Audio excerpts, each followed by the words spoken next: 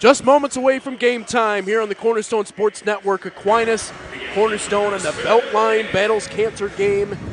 The first meeting between these two teams here in the 2019-2020 season. Welcome back, everybody, on the Cornerstone Sports Network. As we get set to get going, Aquinas in their road jerseys tonight. Surprised both teams are kind of wearing solid colors. Red, white, and gray along the sides with their new dog logo, their brand new logo that they just sported last year on the side of the shorts. Aquinas scrolled across the chest numbers and white along the shoulders. Cornerstone, on the other hand, in their home golds, blue numbers, white trim.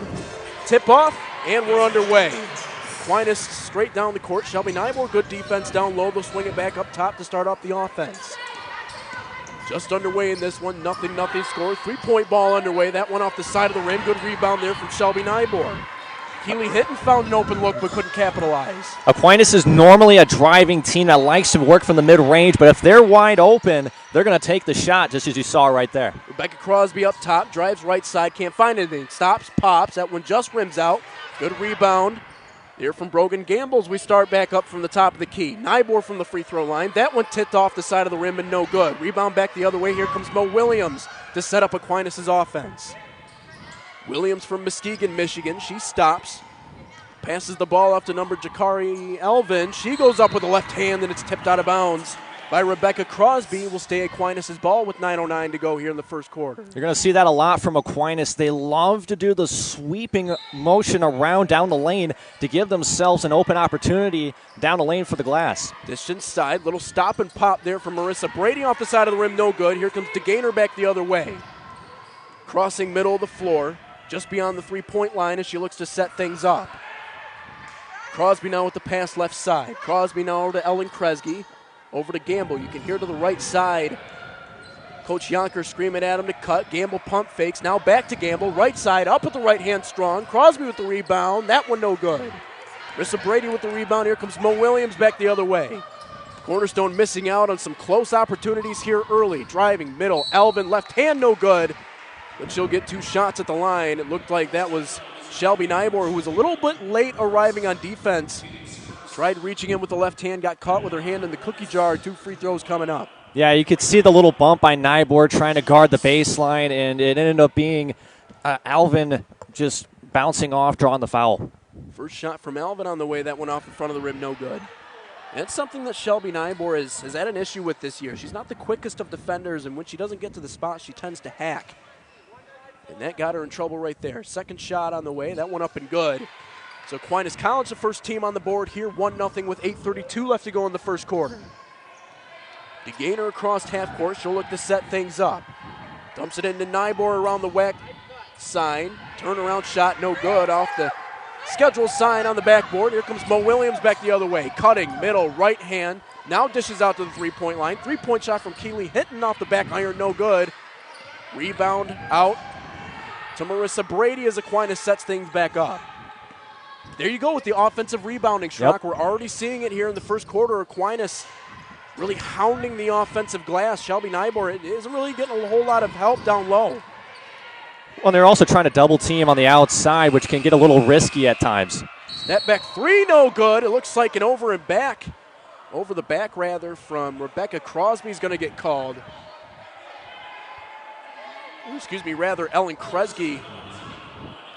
I was wondering because it looked like she swept the legs out from under Mo Williams. That's exactly what they're going to call. Well, and Ellen Kresge, she's one of the most aggressive people on the court, and it sometimes gets her in trouble, as we've seen Shelby Nybor in trouble with fouls. Kresge's done the same thing by hacking a little bit too much down the lane. Driving in middle. That one tipped off an Aquinas player and out of bounds. Good defense there from Rebecca Crosby. Knocks it off the legs of Marissa Brady. And it goes back Cornerstone's way. 7:40, 1-0 score. Defensive battle here in the early going between both of these two teams. This is what you wanted to see from Cornerstone. You wanted them to either keep up on defense or keep up offensively, because either way, someone's going to get a momentum eventually. It's just who's going to take it. DeGainer stops, pops, gets the two-pointer from the free throw line. 2-1 Cornerstone here in the first quarter. Mo Williams back the other way, not to be confused with the Cavaliers' Mo Williams. Aquinas gets things set up, 7:08, 2-1 Cornerstone lead. So again, a strong start here from Cornerstone. They've been known for pretty strong starts here throughout this season. Heck, even last season they had a lot of great starts, but just that inability to finish. Shot clock down to 5. Dish inside. Little turnaround shot. Air ball. Mo Williams goes in for the rebound, but knocks it out of bounds. Back to Cornerstone. Now, we mentioned the offensive rebounds, Nate. You can see how they win it by just the pure athleticism. You saw Mo Williams practically jumping over Brogan Gamble to go for that rebound. But at the end of the day, it's going to be who's the more aggressive team that's going to win the boards.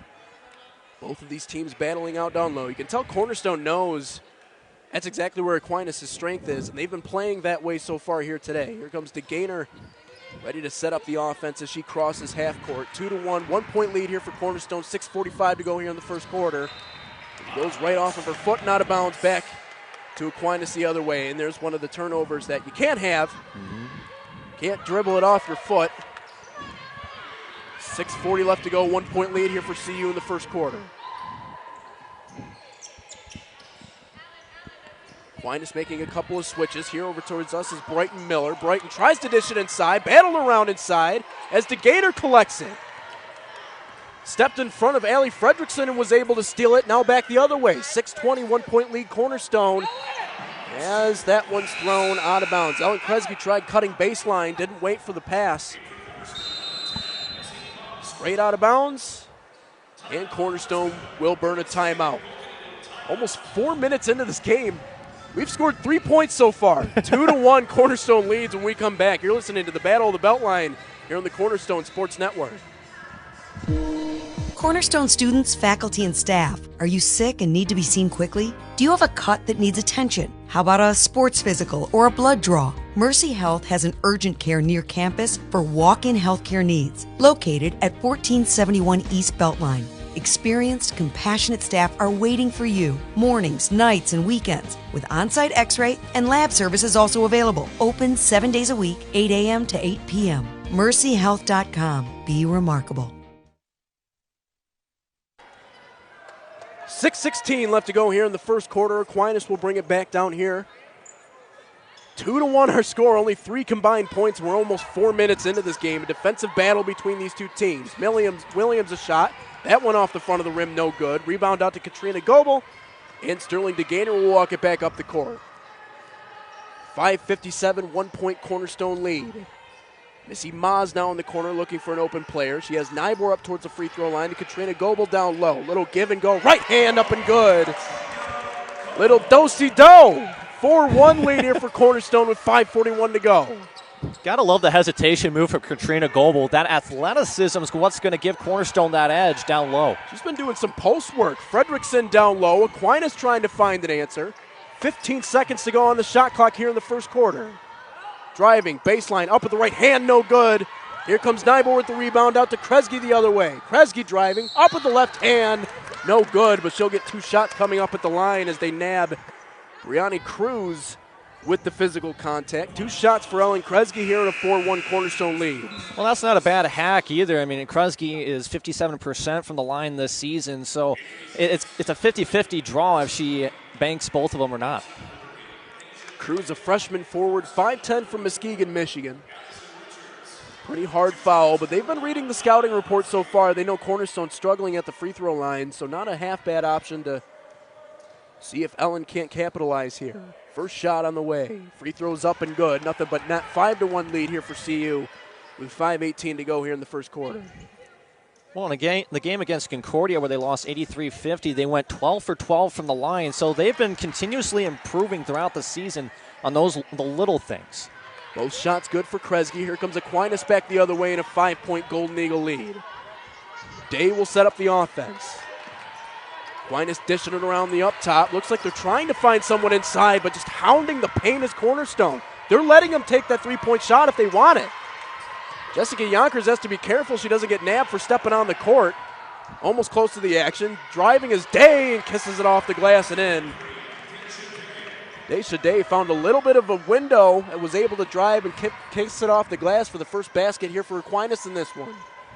6-3. Maz driving baseline. Can't find anything back out to Kresge. Now to Maz in the corner. Maz over to Goebel. Goebel drives, hesitates, now drives, right hand as they get Day with the reach in. And 2 shots coming up for Katrina Goebel. Well, look at that. Drive right side. It looked like for Aquinas, Marissa Brady was in the correct position, got out of that position, and that opened the window for Goebel to drive hard. Now a pair of free throw shots.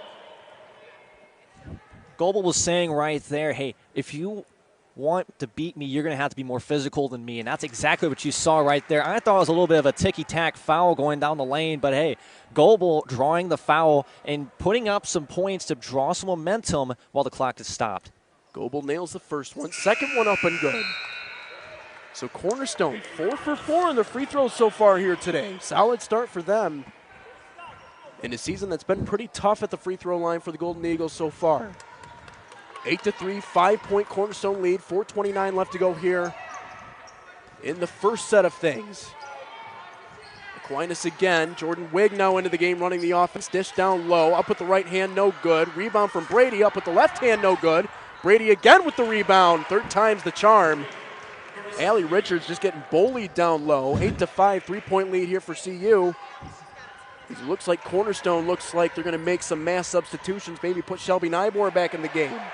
Picked off down low Brady. Here comes Aquinas back the other way. Day right side.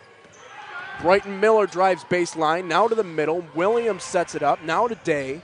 Over to Kinney in the corner. Aquinas College, lots of off-ball movement here, trying to catch Cornerstone napping. Drive, left side, Day. Goebel pretty much gave up on the defense there.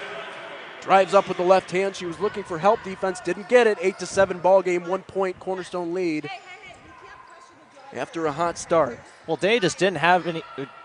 Goebel didn't have any help after Day buzzed right by her, so that's on the rest of the Cornerstone defense letting that point go. You have to question Coach Yonkers' willingness to substitute so many girls, and when you had such a dominant start, 8-7 lead. Here comes Aquinas back the other way. That one just saved from going out of bounds by Jordan Wigg. Over to Williams, shot, air ball from the 3-point line. Now Brogan Gamble with the rebound back the other way. Well, I agree with you, Nate, on the practical line changes that Yonkers keeps doing, but she's trying to play a lot like Olivet Nazarene, what they do, and they do like full 5-man changes. Almost, it seems like every other minute. So Yonkers is trying to do that to give a bunch of different looks thrown at people, but sometimes, like when you have an advantage like this, may not be the best idea. 8-7, 1-point Cornerstone lead. 2:56 left to go here in the first quarter.